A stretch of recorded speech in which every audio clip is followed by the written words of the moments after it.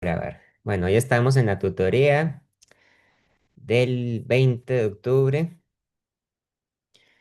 Eso quiere decir que hoy nos toca el tema 10, patrones de difracción y polarización. El tema 10 ya es el último tema de óptica. El tema de esta semana es un poquito, podríamos decir, un poco abstracto, digamos, porque tiene que ver con aspectos sobre el comportamiento de la luz que se explican utilizando el modelo ondulatorio, ¿verdad? Y eso significa que en primera instancia no son ideas para nada, podríamos decir, evidentes o intuitivas, ¿verdad? Eso tiene que ver más bien con el comportamiento eh, contraintuitivo que tiene la luz en ciertas circunstancias, ¿verdad? En que se comporta como una onda. Y ya eso será pues el último tema que se estudia de la parte de óptica. La semana entrante vamos a comenzar con la parte de física moderna. Vamos a empezar con la teoría de la relatividad, un tema muy, muy bonito, muy interesante. A mí en lo personal me gusta mucho enseñar ese tema. Pero bueno, eso nos queda para la otra semana. Entonces vamos a irnos al texto.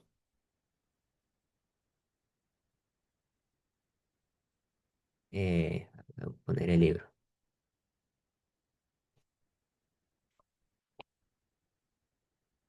Serway, bueno, creo que lo tenía abierto.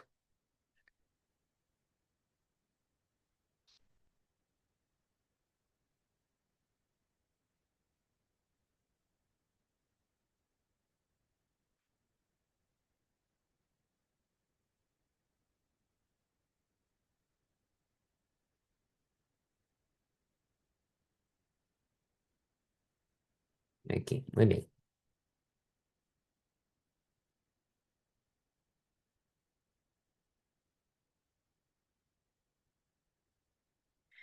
Bien, la semana pasada, ¿verdad? Vimos el tema del capítulo 36 que era el tema de interferencia. ¿Ok? Recordemos que la interferencia era lo que ocurría cuando la luz se hacía pasar a través de un par de aberturas, ¿verdad? Que era lo que llamábamos el experimento de la doble rejilla de Young. Y bueno, en ese caso, veamos que la luz tenía un comportamiento que no se puede explicar mediante el modelo corpuscular de la luz. Es decir, no se puede entender con la idea de que la luz es una partícula. Si la luz fuera una partícula, ¿verdad? La luz debería pasar por los huecos, por las ranuras, ¿verdad? Y debería concentrarse en dos puntos brillantes sobre la pared, pero la luz no hace eso, ¿verdad? La luz lo que hace es formar un patrón de interferencia y se ven entonces un conjunto de franjas brillantes y franjas oscuras, ¿verdad? Y ese fenómeno solo se puede entender, o sea, se puede explicar si pensamos en la luz como si fuera una onda, como las olas del mar, ¿verdad? O las ondas de sonido.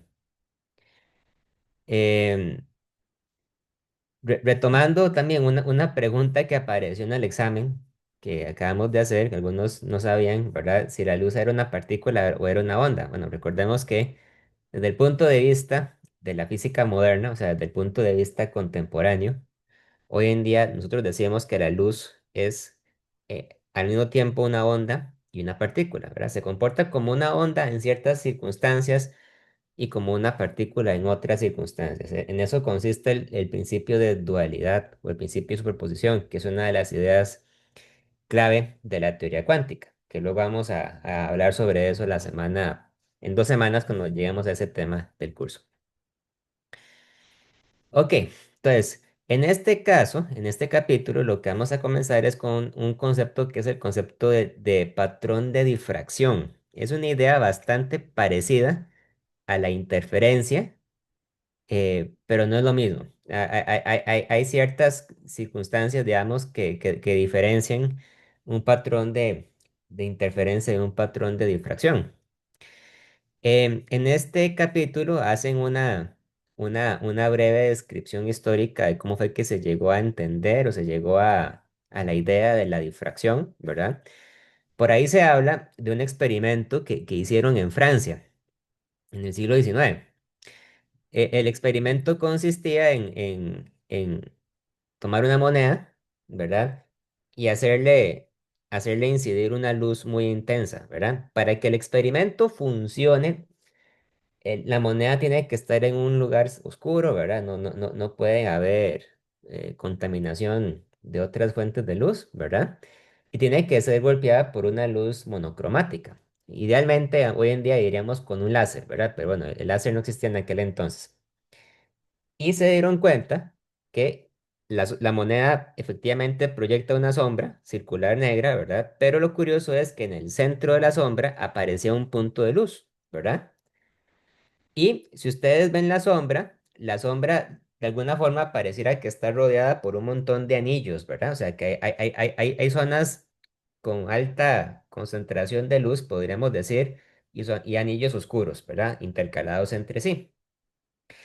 Ese comportamiento de la luz, ¿verdad? Es una consecuencia de la naturaleza ondulatoria de la luz. Cuando la luz golpea el borde de la moneda, la luz se refleja en varias direcciones, ¿verdad? Y ese comportamiento es lo que al fin y al cabo llega a explicar por qué se forman estos patrones tan interesantes, ¿verdad? En particular, el punto brillante que se ve en el centro de la moneda, ¿verdad? No es que la luz de alguna forma atraviesa la moneda, ¿verdad? Eso no es lo que ocurre. Lo que ocurre es que la luz que golpea el borde de la moneda sufre una dispersión, ¿verdad? Y de alguna forma llega a concentrarse constructivamente en el centro. Entonces, la luz que se ve ahí no es la luz que debería pasar por el centro de la moneda, sino que es una luz que se reflejó del borde de la moneda, en la circunferencia de la moneda. Bueno, pero una forma más aterrizada, digamos, o más simple de entender el concepto de difracción es considerando un experimento muy parecido al de la doble rejilla, nada más que en vez de tratarse de una doble rejilla, vamos a considerar solamente una única rejilla que se hace sobre una pared, ¿verdad? Se hace pasar la luz sobre la rejilla y se ve el patrón de interferencia en una pantalla lejana, ¿verdad? Entonces, bueno, siguiendo con la idea de que la luz fuera hipotéticamente una partícula puntual, si la luz fuera una partícula y atraviesa una única ranura, debería verse un punto brillante y nada más, ¿verdad? Pero cuando la luz pasa a través de esta rejilla, de esta única rejilla, vemos que se forma un patrón, ¿verdad? Muy parecido al que se observa en un experimento de doble rejilla. Nada más que en este caso es solamente una rejilla. Entonces, en este momento, ¿verdad? Vamos a tratar de acostumbrarnos a la siguiente convención. Esto es muy importante para evitar confusiones. Cuando estamos en un experimento de doble rejilla, decimos que el fenómeno se llama interferencia, ¿verdad? Porque la luz que emite una rejilla interfiere con la que emite la otra, ¿verdad? Cuando se trata de un experimento de una rejilla, como en este caso, decimos que es difracción, ¿ok? La luz se difracta, ese es el término correcto. ¿Por qué se difracta? O sea, ¿por qué es que la luz forma este patrón tan interesante en la pantalla? Bueno, la difracción se puede entender o se puede explicar a partir del modelo de la luz que haya propuesto Huygens, que hemos visto hace unas cuantas semanas. Recuerdan que Huygens era un holandés, ¿verdad? El apellido de él se pronuncia de una forma muy extraña, pero lo usual es que las personas que no hablan neerlandés lo pronunciamos como Huygens, pero está mal pronunciado, ¿verdad? Bueno, Huygens lo que decía es que si usted piensa, digamos, en la luz como si fuera una onda, ¿verdad? Entonces, cada punto del espacio por donde pasa la luz es un punto que se puede considerar como una fuente de luz, ¿verdad? Esa es la idea de Huygens. Y que después esa luz va a crecer, se va a expandir en el espacio formando un frente de onda esférico. O sea, una esfera que está siendo cada vez más grande, ¿verdad? Entonces, cuando la luz pasa a través de una rejilla, vamos a imaginarnos que la rejilla tiene un tamaño, tiene una anchura A, ¿verdad? A sería en este caso el tamaño de la rejilla. Obviamente, ¿verdad? Para que toda esta teoría tenga sentido, hay que pensar que esa distancia A es comparable en tamaño con la longitud de onda de la luz, ¿verdad? Entonces, usualmente se trata efectivamente de una rejilla muy pequeña, ¿verdad? No es como que usted puede hacer un hueco en la pared con un taladro y ya. O sea, es una rejilla que es muy pequeña y que usualmente se hace mediante un proceso complejo, algún proceso químico complicado, ¿verdad? Entonces, cada punto, cada punto vacío que está dentro de la rejilla es una fuente de luz, ¿verdad? Y entonces cuando la luz atraviesa la rejilla hacia alguna dirección en particular, ¿verdad? Podemos ver que los rayos de luz salen con la misma fase, pero tienen que recorrer una distancia diferente, ligeramente diferente, para llegar a la pantalla que está muy lejos, ¿verdad? Entonces, la idea fundamental aquí es que la luz que pasa por la misma rejilla, ¿verdad? Interfiere consigo misma. Como si yo pudiera, digamos, dividir el hueco de la rejilla en varias regiones y pensar que cada región es como una rejilla diferente del resto, ¿verdad? En realidad no lo es, porque solo es una rejilla grande, pero conceptualmente la idea es que yo puedo tratar, por ejemplo, la mitad superior de la rejilla y la mitad inferior como si fueran dos rejillas diferentes que están colocadas una a la par de la otra, ¿ok? Entonces, por ejemplo, si usted considera el rayo de luz que llamamos uno y el rayo de luz que llamamos 3, ¿verdad? Vemos que son rayos de luz que son paralelos, que tienen la misma fase, ¿verdad? Pero que uno recorre una distancia ligeramente mayor que el otro. Recorre una distancia que en este caso se puede demostrar geométricamente que es igual a A dividido entre 2 por el seno de zeta, que siendo A el tamaño de la rejilla y zeta siendo el ángulo que indica la dirección que toma el rayo con respecto a la línea horizontal. Entonces el rayo uno y el rayo 3 hacen interferencia entre sí. ¿Ok? Entonces, bueno, cuando ustedes consideran eso, ¿verdad? Podemos demostrar que al haber una interferencia entre los mismos rayos que pasan por la rejilla, uno puede calcular dónde va a aparecer el máximo y dónde va a aparecer el mínimo. Entonces, se llega a una fórmula que no vamos a entrar en detalles, digamos, de dónde es que sale, ¿verdad? Pero que es muy importante, que es la fórmula 37.1. La fórmula 37.1 me dice en qué lugar o en qué lugares van a aparecer las franjas oscuras. Es decir, para qué ángulos yo voy a tener regiones de interferencia destructiva, ¿verdad? Ok, recordemos que técnicamente aquí el concepto no es interferencia, es difracción, ¿verdad? Entonces, ¿en qué puntos la difracción es oscura? Y la fórmula es muy simple, la fórmula es el seno de zeta para regiones oscuras, ¿verdad? Es igual a m por lambda entre a, donde m, vean esto, m es un número entero, positivo o negativo, o sea, puede ser uno, 2, 3, o puede ser menos uno, 2 y 3, ¿verdad? Pero lo que no es m, en este caso, es cero, ¿ok? Es decir, son números enteros distintos de cero, porque en el centro de la difracción, lo que hay es una franja brillante, entonces no es destructiva, ¿ok? Entonces es una restricción que hay que tener mucho cuidado a la hora de considerar esta fórmula, que para las regiones oscuras, la formulita, ¿verdad? Que viene aquí, tiene una m, pero la m solamente puede ser distinta de cero, ¿verdad? No puede ser igual a cero, tiene que ser un número entero, positivo o negativo, distinto de cero. Otra cosa que hay que llamar la atención es que si bien existe una fórmula para calcular los puntos de interferencia destructiva, o sea, los puntos oscuros, no hay en realidad una fórmula para calcular dónde se forman los puntos brillantes. O sea, la fórmula sí existe, pero es una fórmula muy complicada. No se puede deducir tan fácilmente como esta. Entonces, para los fines de este curso, ¿verdad? La única fórmula de difracción que vamos a considerar es la de interferencia destructiva. Obviamente, si yo quiero saber en qué lugares se forman los puntos brillantes, pues simplemente tengo que recordar que los puntos brillantes se forman en el espacio, en el espacio, digamos, que existe entre los puntos oscuros, ¿verdad?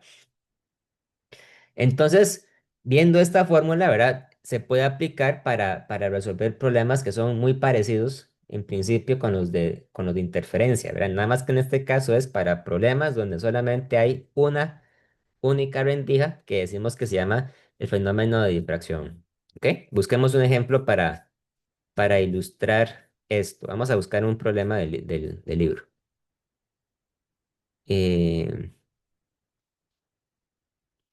ok, hagamos el problema uno. Voy a irme a la pizarra. Ya voy.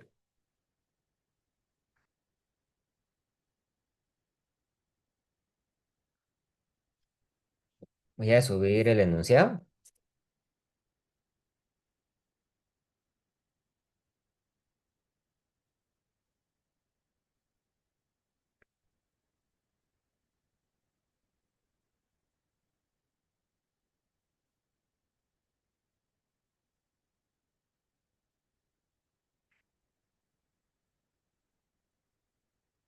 Este que está aquí. Muy bien.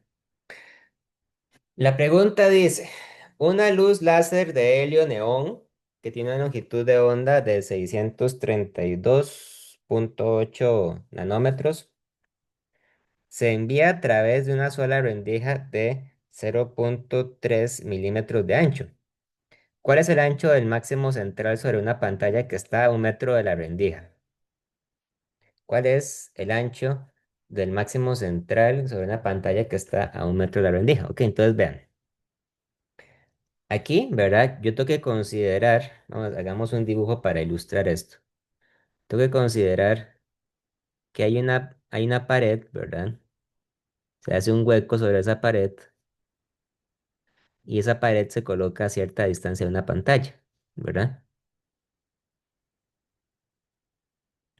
Algo así. Entonces, en este caso, decimos que A es el tamaño de esta rendija, ¿verdad? La pregunta me dice que A, en este caso, mide 0,300 milímetros.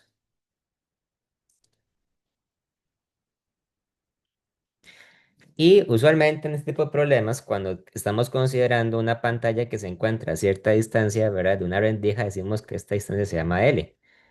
L suele ser muy grande comparada con el tamaño de la rendija, ¿verdad? Me dicen que es 1 metro, pero bueno, claramente 1 metro es mucho más grande que 0,3 milímetros, ¿verdad? Entonces, en este caso se aplica, ¿verdad?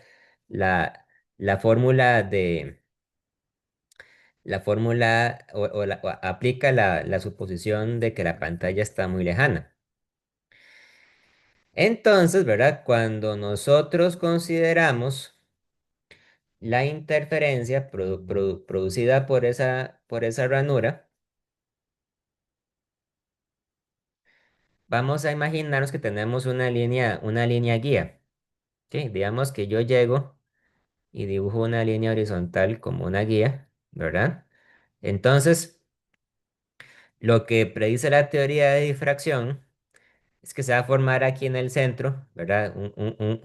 Una mancha brillante. Va a haber una región oscura y luego van a haber otras regiones brillantes arriba, ¿verdad? Intercaladas por regiones oscuras, arriba y abajo, ¿ok? Entonces, yo lo único que puedo calcular en realidad es el lugar donde se va a formar la región oscura, ¿ok? Entonces, ¿qué es lo que yo hago? Yo calculo el lugar donde se forma la primera región oscura hacia arriba y la primera región oscura hacia abajo, ¿verdad? Y digo entonces que la región brillante va a ser el espacio que va a estar limitado por esas dos regiones oscuras, ¿verdad? Como si la mancha brillante estuviera delimitada por dos regiones oscuras, por dos sombras. Y entonces lo que voy a hacer aquí es calcular el ángulo que forma esa región oscura con la línea horizontal y lo voy a llamar el ángulo zeta, digamos, el zeta oscuro. Se supone que es el mismo zeta oscuro para arriba y para abajo, ¿ok? Entonces, la fórmula para calcular las regiones oscuras es la siguiente. Decimos que el seno de zeta oscuro es igual a m por lambda sobre a, ¿verdad? Donde m podía ser más menos uno, más menos 2, ¿verdad? Etcétera. No podía ser cero, ¿verdad? Entonces, claro, ¿verdad? El primer máximo hacia arriba es el caso en que m es igual a uno. Y el primer máximo hacia abajo es el caso en que m es igual a menos uno, ¿verdad? Obviamente también va a tener el m igual 2 y el m igual menos 2, ¿verdad? Pero bueno, yo quiero solamente el primer oscuro. Entonces, cuando m es igual a uno, me va a quedar que el seno de zeta oscuro es lambda sobre a. Y por lo tanto el zeta oscuro va a ser igual al seno inverso de lambda sobre a. ¿Ok? Ojo, ¿verdad? Cuando yo calculo el seno inverso aquí, tengo que tener cuidado, ¿verdad? Con las unidades que uso para medir ángulos. En este caso, lo más aconsejable es tratar el ángulo como si estuviera en radianes. ¿Ok? Vamos a trabajar en radianes. Recordemos que me dicen que lambda es igual a 632, 632,8 nanómetros, ¿verdad? Así que si yo quiero calcular la razón entre lambda y a, que son dos distancias, tengo que asegurarme que que estén expresados en unidades consistentes o congruentes entre sí, ¿verdad? Entonces, podemos decir que lambda es 632,8 nanómetros, entonces sería por 10 a la menos 9 metros, ¿verdad? Y A eran 0,3 milímetros, entonces es 0,3 por 10 a la menos 3 metros. ¿Ok? El ángulo oscuro me va a dar efectivamente muy pequeño. El seno inverso de 632,8 por 10 a la menos 9 metros, dividido entre 0,3 por 10 a la menos 3 metros, me queda que el zeta oscuro es igual ¿a cuánto?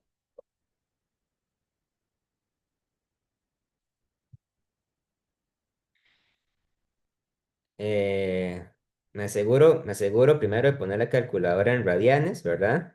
Si no, no va a funcionar. Ya voy.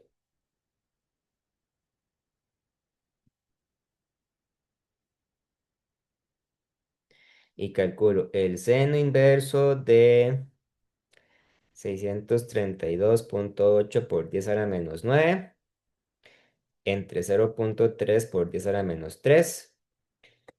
Y esto me da un ángulo de 2,11 por 10 elevado a la menos 3 radianes, ¿ok? Que para fines prácticos podemos considerar que es efectivamente un ángulo muy pequeño, ¿ok? Ese va a ser el ángulo que se forma hacia arriba y hacia abajo. Pero bueno, si lo que yo quiero es medir la distancia, ¿verdad? Entonces lo que yo puedo hacer realmente es aplicar un poco de geometría y decir que esta distancia, esperen para usar otro color, que esta distancia es lo que yo voy a llamar la Y. Ahí voy.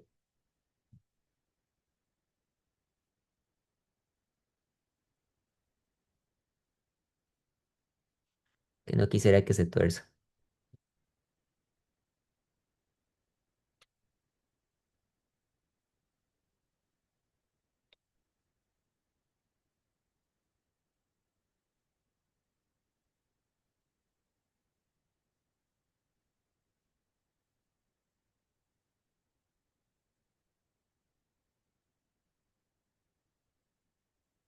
Voy a llamar a la distancia Y.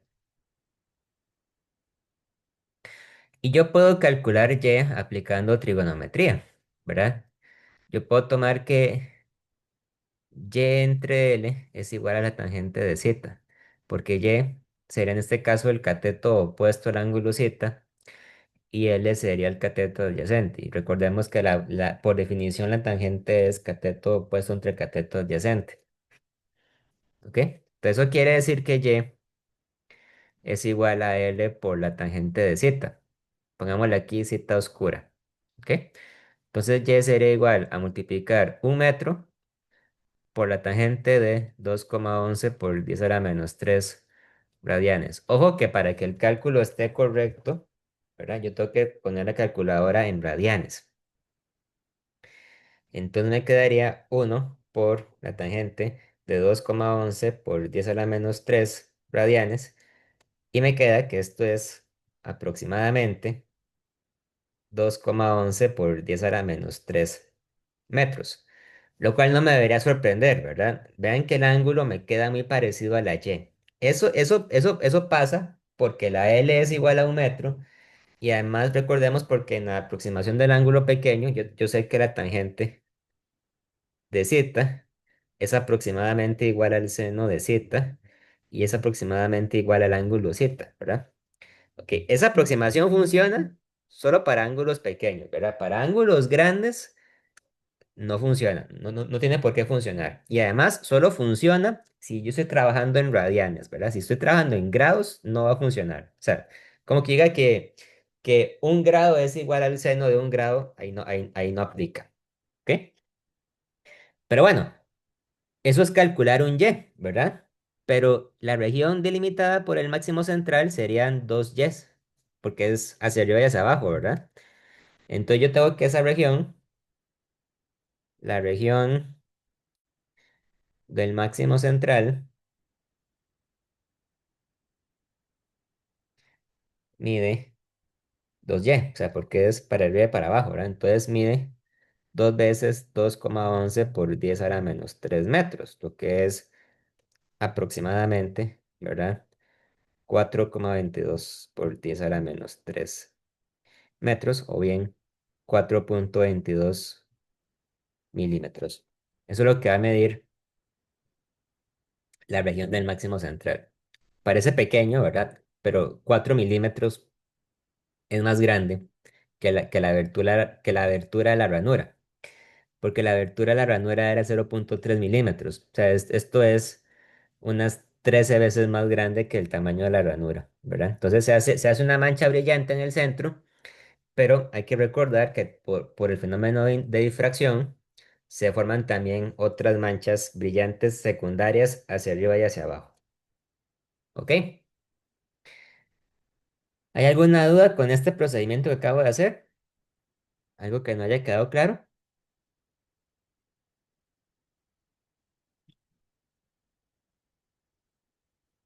Sí, ¿qué pasó?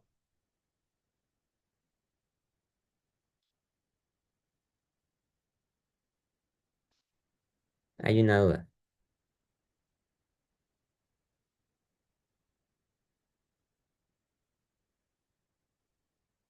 La pregunta dice, ¿cuál es el ancho del máximo central sobre una pantalla que está a 1 metro de la rendija?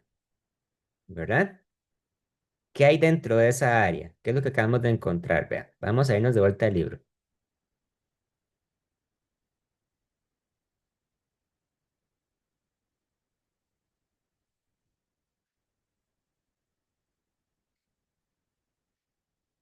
Ya voy. Algo para poner aquí el libro.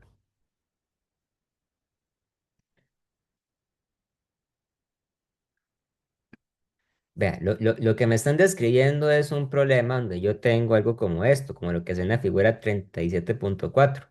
A mí me dicen cuánto mide el hueco, ¿verdad? Me dicen, el hueco mide 0,3 milímetros. Esto que está aquí, 0,3 milímetros. Me dicen la distancia que hay entre la rejilla, o sea, la distancia que hay entre la pared donde está la rejilla y la pantalla. L mide 1 metro, ¿verdad? Y además me dicen cuánto mide la longitud de onda de la luz que entra por la rejilla. Ok, era la del neón, ¿verdad? Algo ahí, unos nanómetros. Entonces, lo que yo voy a ver en la pantalla es este patrón, ¿verdad? No voy a ver, como uno podría pensar, clásicamente, digamos, no voy a ver una única mancha brillante. Lo que voy a ver es una mancha brillante central en el centro, ¿verdad? Y voy a ver varias manchas brillantes secundarias arriba y abajo de ese centro. ¿Ok? La mancha brillante tiene un tamaño, ¿verdad? O sea, no es un punto, es una región. Entonces, ¿cómo hago yo para dar una medida de cuánto mide esa mancha brillante? Muy fácil. Yo no tengo una fórmula para calcular el tamaño de la mancha brillante, pero lo que sí tengo es una fórmula para calcular en qué lugar se forma este punto oscuro, ¿verdad? Este punto oscuro sería el, el primer mínimo, ¿verdad? Hacia arriba. Y también puedo calcular dónde se forma el primer mínimo hacia abajo, ¿verdad? Y de ahí, entonces lo que digo es que la mancha brillante es todo, comprende todo el espacio que hay entre los dos mínimos. Eso fue lo que hice, ¿verdad? O sea, medí o calculé cuánto mide esa región sobre la pared. ¿De acuerdo? Muy bien, muy bien.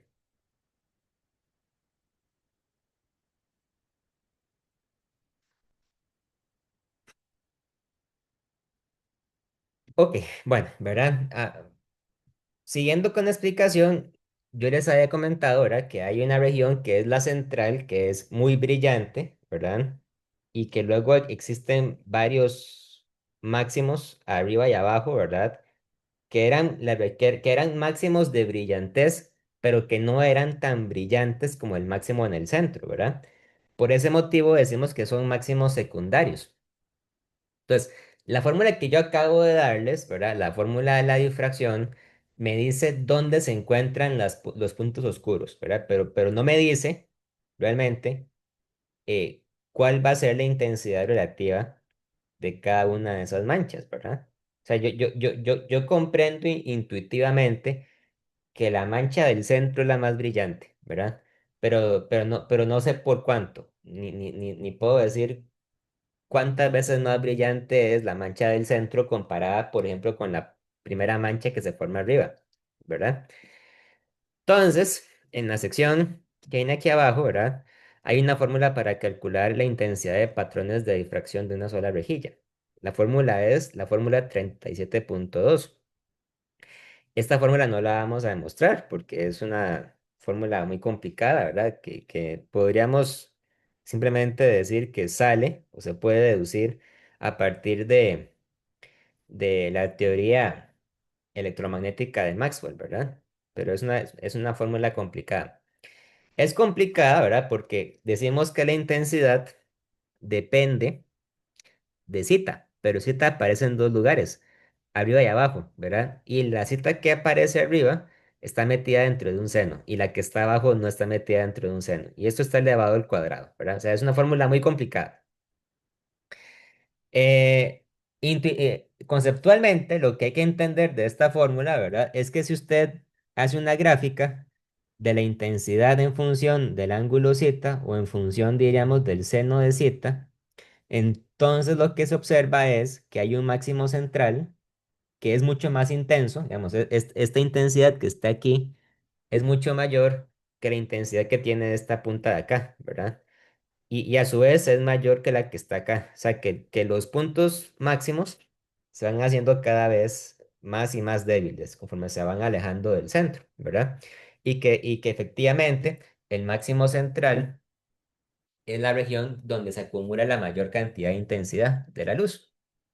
¿Ok? Pero bueno, es nada más entender ese principio, eh, ese principio cualitativo del comportamiento de la luz. Vean que de la misma forma, yo puedo agarrar esta ecuación, ¿verdad? Y observar que los puntos mínimos ocurren siempre en los puntos donde se predice según la fórmula de la difracción, ¿verdad? Que serían los múltiplos de pi, ¿verdad? En este caso, ocurre cuando, cuando yo, cuando yo tengo, ¿verdad? Que hay que el seno de zeta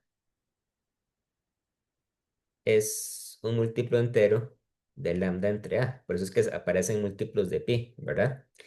Excepto en el centro, porque en el centro lo que tengo es un máximo, ¿verdad? O sea, lo que yo calculé en el ejemplo anterior, podríamos pensar que es la distancia que hay entre el primer máximo que hay a la derecha y el primer máximo que hay a la izquierda, que sería esta distancia de acá, ¿ok? Bueno, en realidad, si ustedes van a ver un experimento de doble rejilla, ¿verdad? Y quieren estudiar la intensidad de esa doble rejilla, entonces la fórmula que hay que usar es la 37.3, el experimento de la doble rendija. La intensidad que se ve aquí es la que da esta fórmula, que a su vez es muy complicada, ¿verdad? Pero esta intensidad, esta fórmula tiene una interpretación bastante simple. La intensidad que se observa es simplemente el producto o la multiplicación de dos fenómenos independientes. Este factor que está aquí, el factor que está encerrado por paréntesis cuadrados, corresponde a la difracción, ¿verdad? Porque cada una de las rendijas, de manera individual, cumple con el fenómeno de la difracción.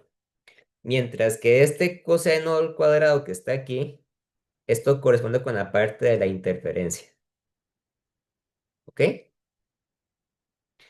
Entonces, cuando la luz va a atravesar una doble rendija, ¿verdad? Y yo quiero predecir cómo va a ser el comportamiento de la intensidad, entonces yo puedo predecir, o sea, que la intensidad ocurre como consecuencia de dos fenómenos por aparte o independientes, ¿verdad? Uno de ellos es la difracción que vimos la semana pasada y el otro es la interferencia que estamos viendo, perdón, uno de ellos es la interferencia que vimos la semana pasada, perdón, ¿sí? Y el otro es la difracción que estamos viendo esta semana. Cuando ustedes ven la forma de la gráfica, es la que muestra la figura 37.7, ¿ok? En realidad, la línea punteada azul podríamos decir que es como una envolvente. Esa envolvente es el factor, este que está aquí, que se explica con el fenómeno de la difracción. Mientras que las montañitas que ustedes ven dentro de la envolvente se pueden entender con ese término de aquí, el término del coseno cuadrado, que es el que ustedes pueden justificar por medio de la interferencia, ¿verdad? Entonces vemos que hay varios puntos máximos, ¿verdad? Y en general el comportamiento es bastante complejo. Vemos, por ejemplo, que la montaña central de difracción, ¿verdad? Genera una región donde en apariencia hay muchos máximos brillantes, ¿verdad? Pero cada uno de estos máximos, de manera individual, o sea, por ejemplo, este máximo, este máximo, este máximo, este máximo que se ven aquí, ¿verdad? Son máximos de interferencia. Bueno, la fórmula es muy complicada y ahí pues lo importante es entenderla de manera cualitativa. Ahora sí, habiendo explicado la parte teórica de la difracción, podemos proceder a estudiar algunos ejemplos de aplicaciones que tiene este fenómeno. Uno muy importante es el fenómeno de la resolución de una sola rendija, ¿verdad? Es importante porque la resolución es la capacidad que tenemos los seres humanos para distinguir en una imagen que estamos viendo dos objetos diferentes. Y es un principio muy importante para explicar el comportamiento de telescopios, microscopios, binoculares, lentes, cámaras fotográficas y demás. Entonces, imagínense, por ejemplo, que esta rendija que está aquí es, por decir algo, la abertura de la lente de un telescopio. ¿Ok? Digamos que usted está usando un telescopio para estudiar el cielo y usted está viendo en el cielo que hay dos estrellas. ¿Ok? Obviamente las estrellas están muy lejos la una de la otra, ¿verdad? Pero dependiendo de su posición relativa con la Tierra, puede parecer que están muy cerca entre sí, ¿verdad? Parecen que están cerca, pero en realidad están muy lejos. Eso es porque una cosa es la distancia real, que llamamos la distancia D, ¿verdad? Que en la vida real pueden ser varios millones de años luz, ¿verdad? Pero otra cosa muy distinta es el ángulo que forman entre ellas, ¿verdad? Si el ángulo es muy pequeño, entonces desde el punto de vista de la Tierra parecen que están muy cerca una estrella con respecto a la otra. Entonces, Rayleigh, que era un científico que estudió este tema, ¿verdad? Él se dio cuenta que cada una de esas estrellas podía ser considerada como si fuera una fuente de luz puntual, ¿verdad? Y cuando la luz que emiten esas estrellas pasa a través de la abertura del telescopio y luego llegan a una pantalla o llegan al ojo del observador, ¿verdad? Lo que sea, cada una de esas fuentes de luz genera su propio patrón de difracción, ¿verdad? Y sabemos bien que el patrón de difracción tiene un máximo central brillante y tiene varios máximos secundarios arriba y hacia abajo, ¿verdad? Entonces lo que pensó Rayleigh, ¿verdad? Es que dependiendo de la posición relativa de esos máximos centrales, uno puede saber si las estrellas son dos cuerpos separados o si es un solo cuerpo, digamos, o tal vez no es capaz de distinguirlas, ¿verdad? Entonces, la clave para que el telescopio pueda distinguir correctamente las dos estrellas es que los máximos centrales no se traslapen, ¿verdad? Si están muy separados, es posible distinguir una estrella de la otra. Pero si los máximos centrales están juntos, ¿verdad? Puede ser que las estrellas sean cuerpos distintos, pero ópticamente es imposible distinguirlas entre sí, porque se ven como si fueran un solo cuerpo, ¿ok? Entonces, perdón, disculpen. Entonces, la capacidad de distinguir entre sí los puntos máximos brillantes es lo que nos da la resolución de la cámara, ¿verdad? Es qué tan poderosa es esa cámara o ese telescopio para poder distinguir entre dos estrellas que a simple vista parecen que están muy cerca entre sí, ¿ok? Entonces, por ejemplo, en esta figura que está aquí abajo, en la figura A se pueden ver dos fuentes que en la pantalla están claramente separadas. Esto corresponde a dos puntos que tienen una resolución, ¿verdad? Pero si las dos estrellas estuvieran muy cerca la una de la otra y el ángulo de zeta fuera muy pequeño, ¿verdad? Entonces vemos que el máximo de la estrella uno, que es el rojo, y el máximo de la estrella 2, que es el azul, se traslapan, ¿verdad? Entonces la persona que está viendo la imagen en la pantalla no es capaz de distinguir entre las dos. O sea, la fotografía no muestra, es incapaz de mostrar que las estrellas son dos puntos separados, ¿verdad? Porque va más allá de la capacidad óptica de esa cámara o de ese telescopio, ¿verdad? Bueno, véanlo aquí, en esta figura, en la 37.9, ¿verdad? Vemos dos puntos máximos que están claramente separados entre sí. Si ustedes ven eso, ustedes pueden decir, ah, sí, claro, el punto de la izquierda es una estrella y el punto de la derecha es otra estrella. Están separados. La figura B corresponde al caso más drástico o el caso límite en que las dos estrellas apenas se pueden distinguir entre sí, ¿verdad? Usted ve esta mancha y usted dice, bueno, esta mancha parece que está compuesta de dos círculos. Entonces, el círculo de la izquierda es una estrella, el círculo de la derecha es otra estrella. Pero si usted ve la imagen en C, ¿verdad? Entonces, aunque sabemos que hay dos máximos centrales, en la fotografía es imposible distinguir entre ellos, porque están tan traslapados entre sí, ¿verdad? Que el resultado es, desde el punto de vista de la persona que ve la fotografía, es solamente un punto central, ¿verdad? Entonces, cuando ocurre eso, las imágenes no son resolubles, no se pueden separar entre sí. Entonces, Riley dio una fórmula matemática para distinguir en qué caso ocurre el caso B. O sea, ¿En qué caso las imágenes son apenas distinguibles la una de la otra? Entonces Riley dijo, bueno, si esta abertura fuera el hueco de una cámara circular, ¿verdad? Entonces el tamaño de la abertura corresponde con el diámetro de la cámara. Riley dijo que el ángulo mínimo para que las imágenes sean resolubles es cuando el ángulo es igual a 1,22 por lambda entre d, donde lambda es la longitud de onda de la luz y d el diámetro de la abertura. Este valor de 1,22 es una cantidad que sale luego de hacer un análisis un poco complicado, ¿verdad? Porque hay que tomar en cuenta que la imagen que llega a la abertura tiene una simetría circular. En el texto no se explica de dónde sale este 1,22, es nada más una constante que hay que agregarle al, a la fórmula. Entonces, por ejemplo, vean la pregunta, el ejemplo 37,2 dice, la luz de 500 nanómetros de longitud de onda cerca del centro del espectro visible entra en ojo humano. O sea, esta longitud de onda es una longitud característica de la luz visible.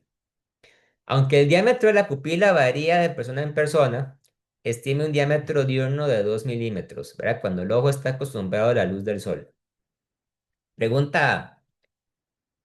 Estime el ángulo de resolución del límite para este ojo, si supone que su resolución está limitada solo por la difracción, ¿verdad?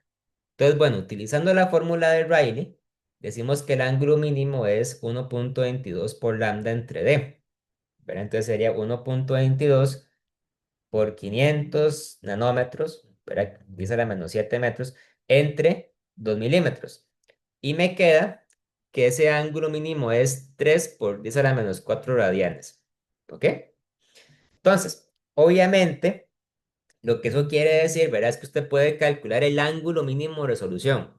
El ángulo no se refiere a la distancia, ¿verdad? Por ejemplo, estos dos puntos, S1 y S2, están separados por una distancia D. Pero lo que usted puede calcular no es la distancia, es el ángulo entre ellas, ¿verdad?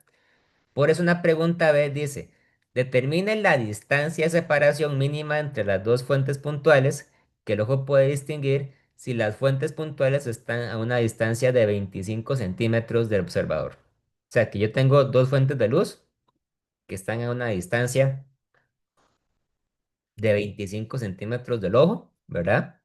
En ese caso, si el ángulo es pequeño, como el ángulo es pequeño, ¿verdad? Son 10 a la menos 4 radianes, ¿verdad? Entonces yo puedo decir que el seno de zeta es aproximadamente igual a zeta y por lo tanto es aproximadamente igual a d sobre L. Por lo tanto, la distancia entre ellas es L por zeta. Entonces sería 25 centímetros por esa cantidad de radianes, me quedan que son 8 por 10 a la menos 3 centímetros. O sea que si usted coloca dos objetos a una distancia de 25 centímetros del ojo, ¿verdad? Si esos dos objetos están separados por una distancia igual o mayor a 8 por 10 a la menos 3 centímetros, usted los puede distinguir entre sí. O sea, puede decir cuál es el objeto uno y cuál es el objeto 2, ¿verdad? Pero si esos dos objetos están tan cerca entre ellos, que la distancia entre ellos es menor a 8 por 10 a la menos 3 centímetros, usted no los puede distinguir. O sea, porque usted ve la luz que llega de ellos y para su ojo es como si esas dos fuentes de luz vinieran del mismo lugar. Entonces usted no puede distinguirlas entre sí, ¿verdad? Ahí llega, digamos, al límite de resolución máxima. Ven que aquí dice, por ejemplo, que este resultado es aproximadamente igual al grosor de un cabello humano. O sea, que si usted pone un cabello a una distancia de 25 centímetros, el ojo lo puede ver, más o menos, ¿verdad? Pero si está más lejos de 25 centímetros, ya no lo puede distinguir con claridad. Y bueno, hay varios ejemplos por ahí, ¿verdad? Ahora bien,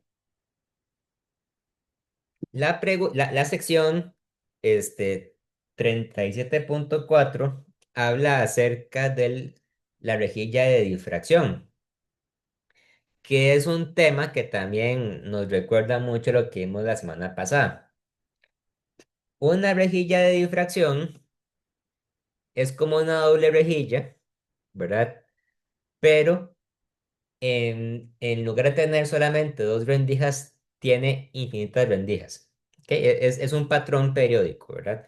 Una rejilla de difracción podría ser, por ejemplo, la estructura de un cristal que tiene huecos separados entre sí con una distancia constante, pero es un patrón que va repitiendo de manera periódica, ¿verdad?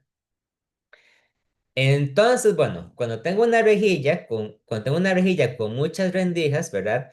Yo también puedo observar puntos donde se forman máximos brillantes, ¿verdad? Y voy a tener, por ejemplo, el máximo central. Voy a tener también otros máximos arriba y abajo del máximo central. El primer máximo que se forma arriba del máximo central se llama el máximo de primer orden, ¿verdad? Hay uno arriba y uno hacia abajo. Entonces, uno puede aplicar la teoría de difracción para calcular en qué lugares se forman los máximos brillantes. Y la fórmula es esta, es la fórmula 37.7. Yo voy a encontrar un máximo brillante cuando yo tengo que D por el seno de zeta es igual a M por lambda, donde D sería, ojo, D sería la distancia que hay entre cada ranura en esta rejilla, ¿verdad? Y M es un número entero. Puede ser positivo o negativo, o en este caso puede ser cero, ¿ok? A diferencia de la fórmula que vimos anteriormente para los mínimos de difracción, en este caso, para los máximos de la rejilla de difracción, sí ocurre que la m puede ser igual a cero. Vean que esta fórmula, la fórmula 37.7, me permite calcular los puntos donde hay un máximo de luz. Sin embargo, para la rejilla de difracción no hay una fórmula para calcular los mínimos, solamente los máximos. ¿Ok? Los máximos salen con la fórmula 37.7.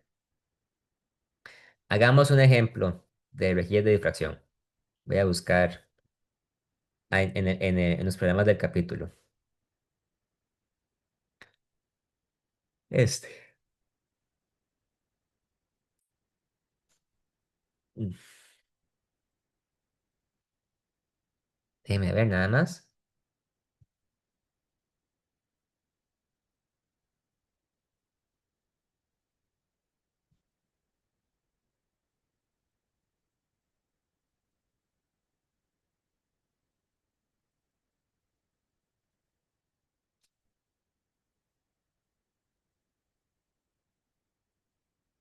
Vamos a hacer el problema 17. Entonces voy a subir el enunciado. Ya voy.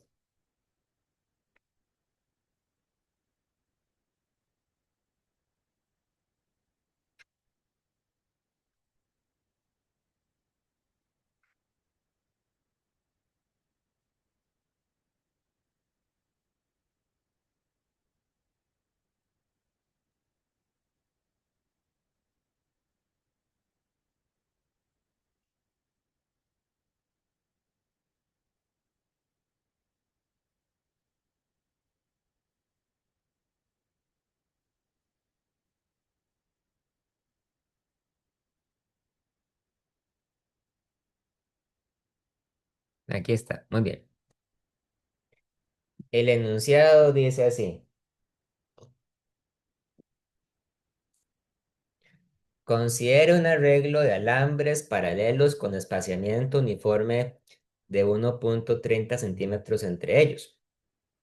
En aire a 20 grados Celsius, un ultrasonido con frecuencia de 37.2 kHz de una fuente distante cae perpendicularmente sobre el arreglo. Pregunta A. Calcula el número de direcciones en el otro lado del arreglo en el que hay un máximo de intensidad. Pregunta B. Encuentre el ángulo para cada una de esas direcciones con respecto a la dirección del haz incidente. Entonces sabemos que para una rejilla de difracción, ¿verdad? En este caso los alambres forman una rejilla, ¿verdad?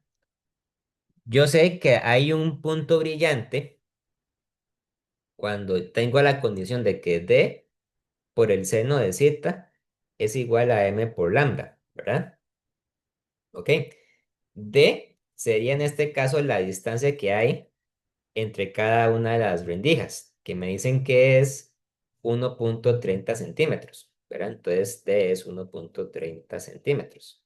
Pongamos 1,3 por 10 a la menos 2 metros. ¿Ok? Lambda es la longitud de onda de la luz. En este enunciado, a mí no me dan lambda, lo que me dan es la frecuencia de la luz. Pero no importa, yo puedo calcular lambda fácilmente a partir de esto. Yo sé que lambda es igual a la velocidad de la luz c entre la frecuencia. ¿Ok? Y sabemos que la velocidad de la luz es igual a 3 por 10 a la 8 metros entre segundo, ¿verdad? Y la frecuencia sería, aquí serían 37,2 kilohertz, hay que ponerlo en hertz, entonces serían 37,2 por 10 a la 3 hertz. Cuando hago ese cálculo, divido esos números, me queda que la lambda es igual ¿a cuánto da? Da 8,064 metros, que en este caso sería una longitud de onda muy grande, ¿verdad? Pero bueno, es la que es, ¿verdad? Aquí la temperatura, pues esto no es algo importante en este problema. Entonces, 8,064 metros. Tiene sentido que me dé así.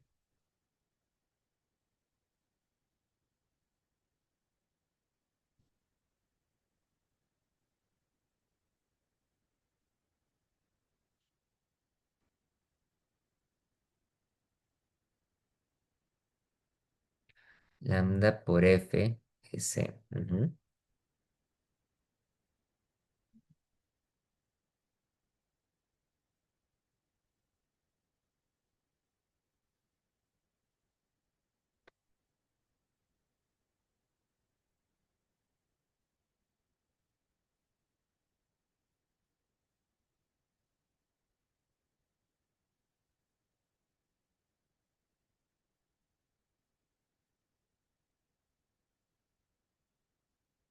Bueno, ese es el valor que me dan. Entonces después digo, ok, yo quiero calcular, vean esto, tengo el seno de zeta igual a m por lambda sobre d, ¿verdad? Yo quiero calcular cuántos valores de m cumplen con esta ecuación, ¿verdad? Uno podría pensar que el número de valores de m debería ser infinito, pero no puede ser infinito, porque m solo puede ser o un número igual a cero o un número entero, ¿verdad? Entonces, bueno, lo que yo voy a hacer es esto. Voy a calcular primero cuál es el m más grande. Voy a decir que el m máximo es igual a d entre lambda por el seno de zeta, ¿verdad? Y ahora ven esto. ¿Qué es, cuál es el valor más grande que puede tener el seno de zeta?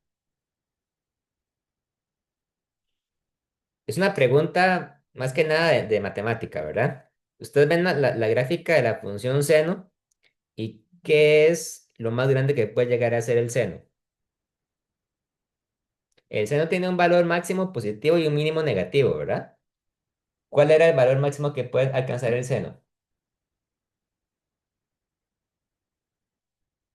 No, no es pi.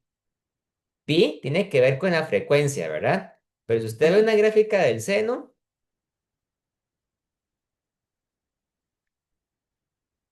¿verdad? La gráfica se ve así. O sea, usted tiene como una onda, ¿verdad?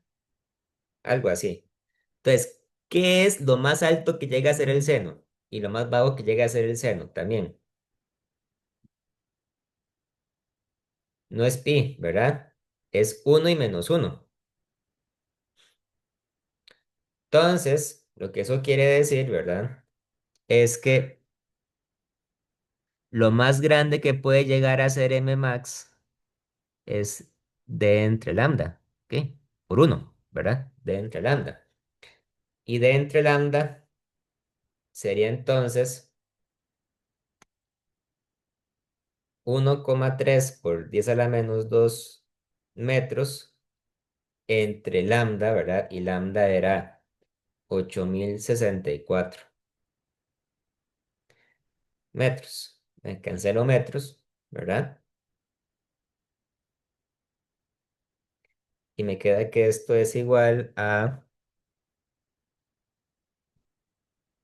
vamos a calcular cuánto da.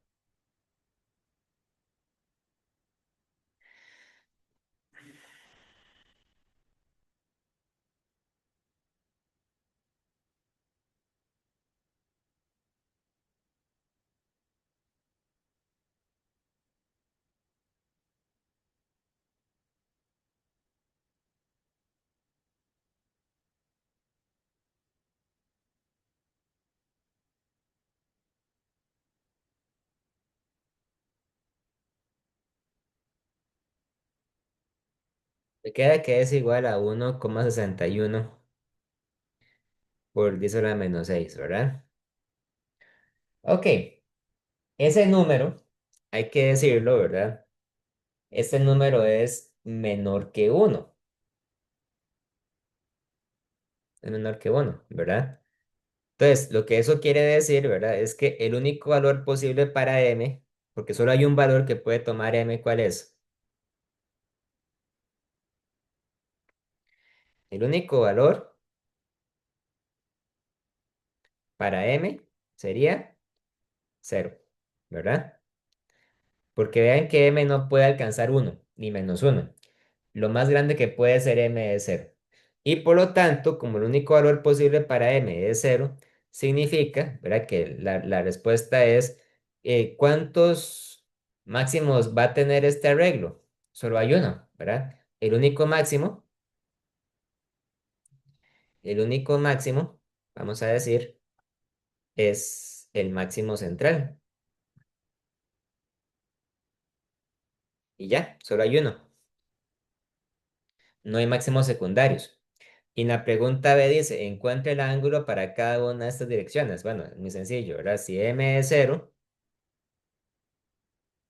significa que d por el seno de zeta igual a m lambda también es cero, ¿verdad? Y por lo tanto quiere decir que el seno de zeta es cero. Y por lo tanto, si el seno de zeta es igual a cero, pues quiere decir que el ángulo zeta tiene que ser a su vez igual a cero. Es decir, que el máximo central brillante se va a formar en el centro del experimento, ¿verdad? En el centro de la pantalla. El ángulo es cero. Claro, no es un ejemplo muy interesante porque solo hay una posibilidad que m sea cero, ¿verdad? Sería más interesante si hubieran otros máximos brillantes. Pero bueno, en este caso nos queda solamente un máximo que es el del centro. ¿Ok? Muy bien.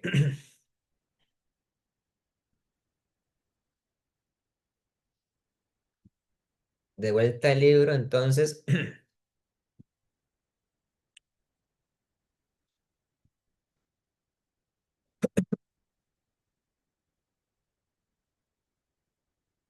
llegamos a esta sección que habla de algunas aplicaciones de las rejillas de difracción. Una parte muy importante de este capítulo es conocimiento teórico, ¿verdad? Entonces, para la mayor parte de esto, yo les recomiendo que ustedes simplemente se den este capítulo y pues saquen las ideas principales, ¿verdad? Este, Se habla, por ejemplo, de una aplicación que es la holografía. La holografía, ¿verdad? Bueno, ustedes saben que en las películas de ciencia ficción, un holograma es una figura tridimensional, ¿verdad? Eso en la vida real no existe, pero la holografía sí es real. La holografía consiste en utilizar una fuente de luz para estudiar un objeto desde diferentes ángulos, ¿verdad? Y poder construir a partir de eso una imagen tridimensional de ese objeto. Y bueno, y su fundamento viene de la teoría de la difracción. Ahora, una aplicación que sí es muy importante entender es la difracción de rayos X mediante cristales, ¿verdad? En el siglo XIX, final del siglo XIX, un científico llamado Wilhelm Röntgen descubrió los rayos X. ¿ok? Los rayos X se caracterizan porque son ondas electromagnéticas con una longitud de onda muy reducida. Aquí dice, del orden de 0,1 nanómetros, ¿verdad? Los rayos X es lo que se utiliza, por ejemplo, para tomar radiografías, para tomar imágenes médicas, ¿verdad? Entonces, lo interesante de los rayos X es que la longitud de onda es de 0,1 nanómetros, ¿verdad? ¿Por qué es importante este tamaño? Bueno, porque 0,1 nanómetros es más o menos el tamaño de un átomo, ¿verdad? De un átomo de hidrógeno. Entonces, eso quiere decir que, que es imposible, o sea, es físicamente imposible construir una rejilla así de pequeña para observar la difracción de los rayos X, ¿verdad? No se puede, porque es imposible construir algo tan pequeño porque ese tamaño ya es el tamaño atómico, ¿verdad? Pero entonces, otra gente, ¿verdad? En este caso, un científico que se llamaba Max von Laue, sugirió que en lugar de intentar construir rejillas así de pequeñas, ¿verdad? Uno podía simplemente tomar un cristal, ¿verdad? Un cristal es en este caso un sólido que tiene una composición periódica y considerar que el hueco que hay entre los átomos de ese cristal se puede comportar como una rejilla, ¿verdad? De manera tal que el cristal, por su propia composición atómica, es una rejilla. Y por lo tanto, von Laue dijo que si uno llegaba a conocer de manera precisa, ¿verdad? El, la longitud de onda del rayo X, uno puede utilizarlo para estudiar la composición del cristal, ¿verdad? Entonces, von Laue, propuso el siguiente modelo, ¿verdad? Tomando, por ejemplo, el caso de la sal, ¿verdad? La sal, sabemos que está compuesta de cloro y de sodio, forman una estructura cúbica, ¿verdad? En este caso, podemos ver que cada una de estas capas de cloruro de sodio es como si fuera una película, ¿verdad? Muy delgada. Y entonces, el experimento consistía en hacer incidir sobre el sodio un rayo, un rayo X, ¿verdad? Un haz incidente. Entonces, por ejemplo, uno de los rayos podía venir por aquí y golpear este átomo y reflejarse, ¿verdad? Pero luego llegaba otro rayo de luz, ¿verdad? Pero se metía por este hueco y golpeaba este otro átomo que está aquí y se reflejaba, ¿verdad? Entonces, los dos rayos reflejados recorren una distancia ligeramente distinta porque cada uno de estos rayos golpeó una capa diferente del cristal, ¿verdad? Entonces, si usted tenía que la separación entre los cristales es la distancia d, ¿verdad? Entonces se observa un punto brillante más adelante en este ángulo dado por esta fórmula que se llama la ley de Bragg. La ley de Bragg dice que 2 por d por el seno de zeta es igual a m por lambda, donde m es un número entero, ¿verdad? Lo que pasa es que en este caso m tiene que ser estrictamente positivo. Entonces m es 1, 2, 3, ¿verdad? No puede ser negativo y tampoco puede ser igual a cero. M es un número entero positivo. Entonces, si usted observa en qué lugares se forma un punto brillante, ¿verdad? Usted puede utilizar la ley de Bragg luego para calcular la distancia d, ¿verdad? Si usted conoce lambda, puede usar esto para calcular la distancia d. Y si usted calcula la distancia d, entonces usted puede identificar qué tipo de cristal es, ¿verdad? Si fuera sal o si fuera otra cosa. Entonces, la cristalografía consiste en utilizar rayos X para estudiar la composición de un cristal, ¿verdad? Y en este caso poder identificarlo. Es algo muy importante en química. Este, Después, otra fórmula muy importante es la fórmula de la polarización. Este, la polarización consiste en fabricar una sustancia que permite el paso de manera selectiva de la luz. O sea, que deja pasar ciertas ondas de luz, pero otras no. Recordemos de el tema de ondas electromagnéticas, que la luz está compuesta por una onda eléctrica y magnética, ¿verdad? Entonces, si la luz viaja, por ejemplo, en el eje X, podemos decir que el eje Y es la dirección hacia la cual oscila el campo eléctrico, ¿verdad? Que aquí el campo eléctrico sería la onda anaranjada, mientras que el eje Z es el eje por donde oscila la onda verde. Y la onda verde sería en este caso la onda magnética, ¿verdad? Entonces, una sustancia polarizada es una sustancia que no deja pasar la luz cuyo campo eléctrico está orientado hacia cierta dirección, pero sí deja pasar la luz cuyo campo eléctrico está orientado hacia otra dirección. El polarizado, por ejemplo, es lo que utilizan los carros que tienen cristales oscuros, vidrios oscuros, ¿verdad? Para dejar pasar la luz, pero no toda, ¿verdad? Para atenuar la luz que entra por la ventana, por ejemplo. Lo importante es que un polarizador es una sustancia que tiene un eje, ¿verdad? Entonces, la luz que llega a través de este eje no pasa por el polarizador, pero la luz que golpea en otra dirección, tenemos que golpear en esta dirección aquí perpendicular, esta sí pasa, ¿verdad? Esta no, pero esta sí, ¿ok?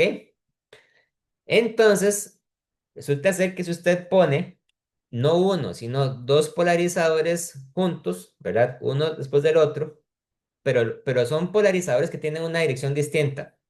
Decimos en este caso que el ángulo zeta sería la diferencia en la dirección del primer polarizador con respecto al segundo polarizador. Entonces, cuando ocurre eso, la intensidad de la luz que pasa por el segundo polarizador sería I por el coseno cuadrado de zeta, ¿ok? Donde zeta es la diferencia entre la dirección de los dos polarizadores. Entonces, resulta muy interesante porque si usted coloca un polarizador que es perpendicular al otro, digamos, por ejemplo, si zeta fuera igual a 90 grados,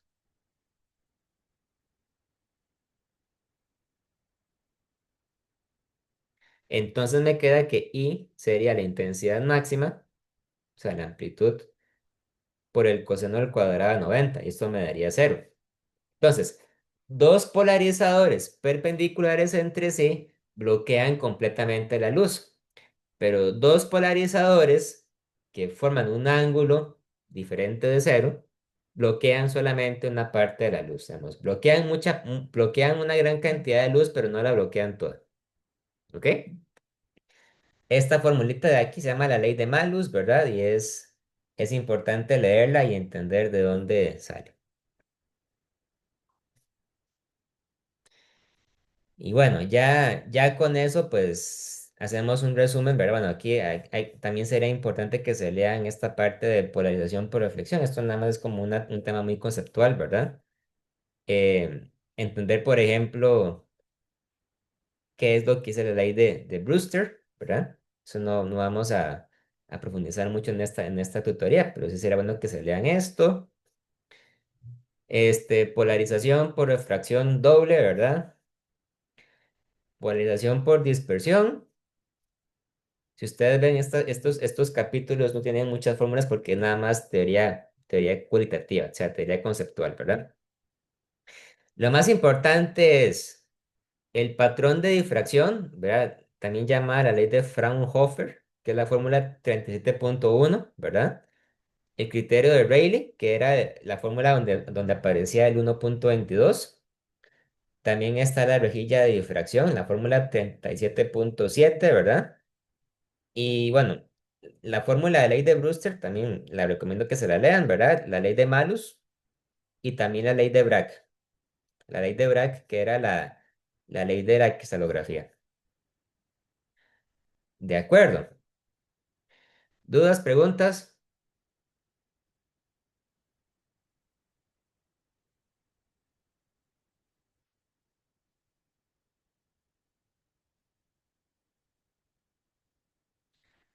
Si quieren, entonces dejémoslo hasta acá.